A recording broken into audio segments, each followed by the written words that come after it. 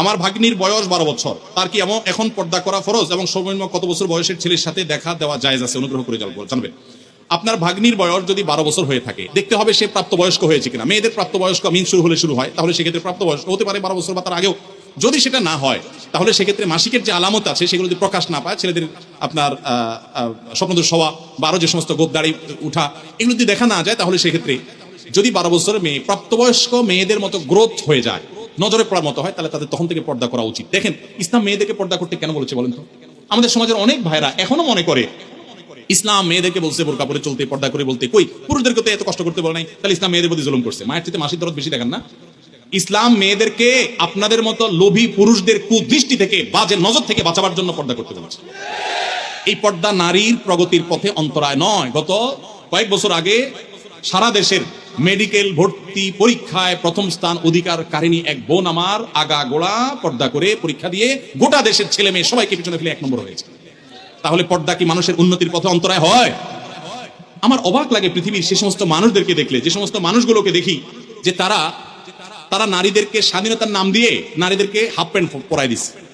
এসির মধ্যে কোন হল রুমে ঠান্ডা, পুরুষগুলা সবগুলো একেবারে ফুল প্যান্ট পরে, আপনার জ্যাকেট ট্যাকেট পরে সে নিজেকে সেভ করে ফেলছে। আর ওই বেচারি মেয়েকে বুঝাইছে, তোমার আধুনিকতা হলো তুমি হাফ প্যান্ট পরো, উপর দিকেও শর্ট, নিচের দিকেও শর্ট থাকো। আমার কথা হলো, এই শীত বেচারিদের আছে না নাই? না শুধু পুরুষদের শীত আছে? তো শীতের ঠান্ডা খাওয়াইতেছেন তারা আধুনিকতার নাম দিয়া।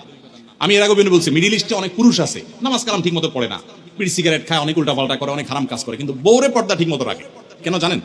কারণ কি জানেন? নামাজের গুরুত্ব যে বুঝলো না, সে বউর পর্দার গুরুত্ব এত বেশি বুঝলো কিভাবে?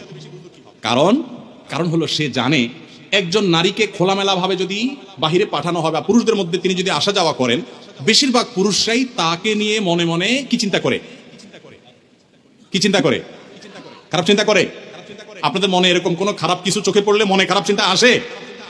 আসে না? আসে। তাহলে তো আপনারা স্বীকার করছেন।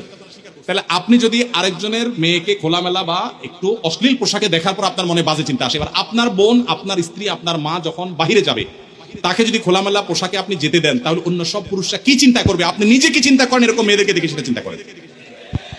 ইসলাম সেজন্য পর্দার কথা বলেছে। এটা আমার মা বোনদের মর্যাদা রক্ষা করবার জন্য বলেছে, আর কিছু না। যত মূল্যবান জিনিস তত বেশি সংরক্ষণ করা হয়, যাতে লোলুপ কোনো দৃষ্টি সেখানে না পড়ে। আল্লাহ আমাদেরকে পর্দার গুরুত্ব বোঝার তৌফিক দান করুন।